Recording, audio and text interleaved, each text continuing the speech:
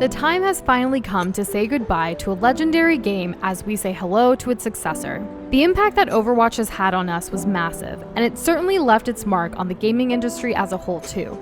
Overwatch came out at a time when the gaming landscape was dominated by bland and edgy military and futuristic shooters, but like a beacon of hope, shining through the muted dusty deserts of so many games that came before it, Overwatch burst onto the scene in a fittingly bombastic fashion. There was a lot going for it right out of the gate. It boasted a diverse cast of characters, each with their own distinct design, personality, and playstyle, and in many ways more than just appearance, Overwatch gave an opportunity for gamers to get into a competitive first-person shooter without an over-reliance on mechanical skills. In other words, there was a character and playstyle for everyone, even if your aim wasn't great. This allowed for other ways players could help their team, putting more emphasis on decision-making and team play, something anyone can contribute to. Before I even started playing Overwatch, when it came to shooters in general, I tended to bounce around a lot from Call of Duty, Team Fortress 2, Medal of Honor, Killzone, Metal Gear Solid, Warhawk, and even Battleborn for those who remember that flop. It was kind of a yearly thing with me, but even when Overwatch eventually came out, I couldn't stand to play it or any other shooter for more than a few rounds in a single sitting because of my own anxiety and the toxicity of those who I played with at the time. However, things would soon change. When we were in a transitional and difficult period of our lives a few years ago, Doza introduced games like Overwatch and Team Fortress 2 to me just as a means of having a little fun. He had me try out Team Fortress 2 first because of the obvious parallels, but mostly because it was free and it was fun. But it wasn't something that really resonated with me at the time. Something was missing. However, after taking another closer look at Overwatch, my life changed forever. Does that sound a bit exaggerated? Well, it isn't. Things were hard, and on top of that, I was in my lowest and darkest state mentally and emotionally, having resigned from an incredibly toxic corporate job without any clue of what I wanted to do next. For someone who has always set goals, planned, and prepared for what I wanted to accomplish next, I was left utterly shattered. To be honest, I was a hollow shell of my former self, but after watching the Overwatch launch trailer for the first time, I legit binged all the cinematics I could in a single setting with Doza and immediately bought the game. After trying a couple of characters out, I found a very natural fit with Mei and Symmetra, with Symmetra being a hero that provided some much-needed Indian representation in video games, who also happened to be from Hyderabad, India, where my family is from. Over time, I expanded to several other characters as I got more familiar with the game and even pulled my first gaming all-nighter. For a while there, I was pretty much no-lifing it, and I loved every moment of escapism it provided. As Noosh was getting better and better, and with the help of my backseat coaching, which she loved by the way, she was the one who actually wanted to get more serious with the game and started grinding out the competitive mode. Reflecting back on it now, almost 5 years later, we realized this came out of our natural desire to feel productive and make progress towards something greater, and that was definitely something I was on board with. And once they added role queue, I jumped on board, and we spent many nights playing together, climbing the SR ladder, always trying to recognize our own mistakes and positively pushing each other to improve. Things didn't stop at just playing Overwatch either. Both Noosh and I have drawn numerous Overwatch-related fan art over the years too.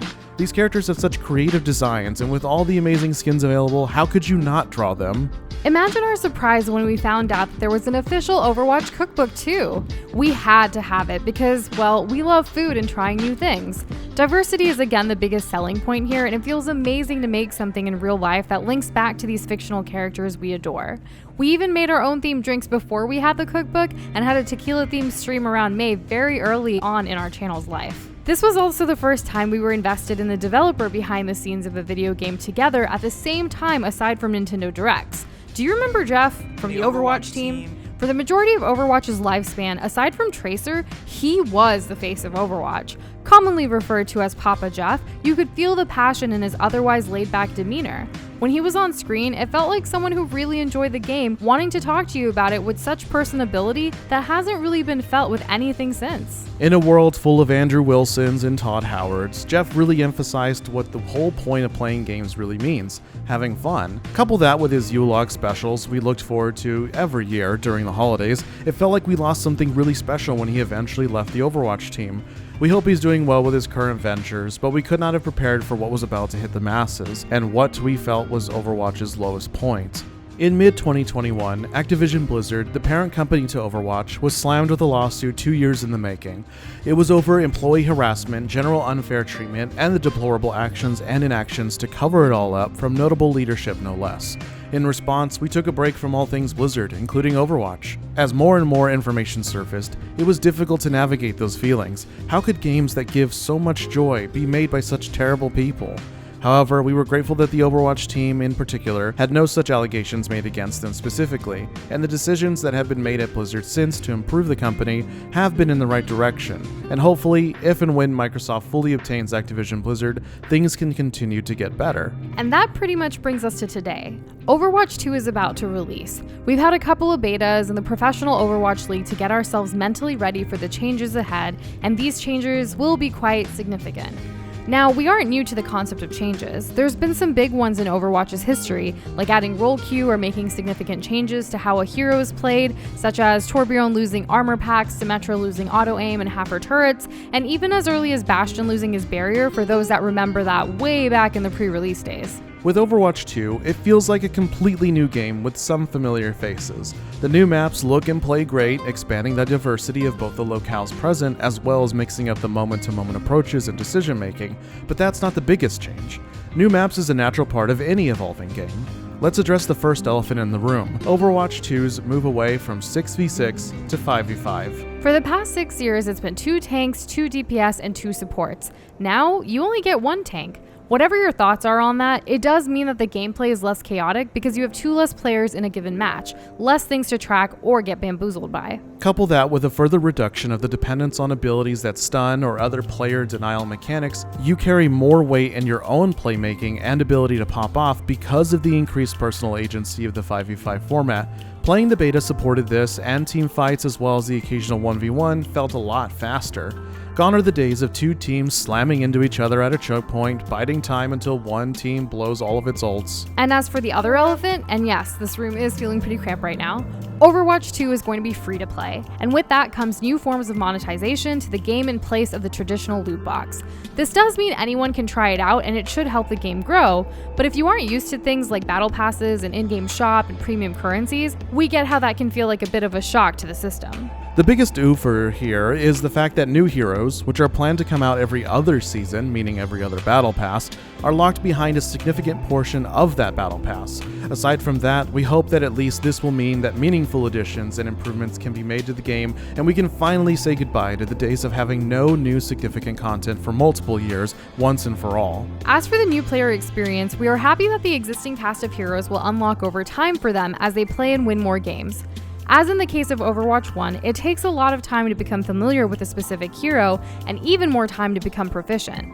Simply swapping to another hero to counterpick does not mean you actually gain a meaningful advantage, and with improvements to the matchmaking system both in and outside the competitive mode, we look forward to having better, more balanced games for both new players and ourselves. Last but not least, for what changes we are interested in seeing play out, is how progression and performance will be displayed.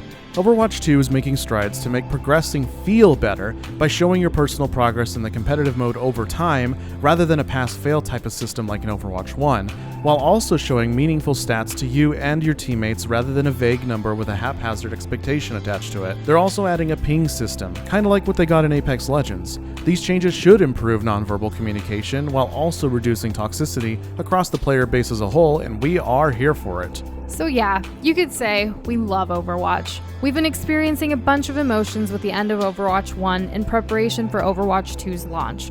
We've had many conversations about it during our streams with people in chat, and we wanted to make this video as a sort of farewell letter to Overwatch for all the things it was and is for us. Thanks for watching. We're Nushindoza, and if you enjoyed this video, please consider liking and subscribing. We also live stream 3 nights a week in addition to posting videos, so feel free to stop by and say hello and join our Discord server for more gloppy happenings.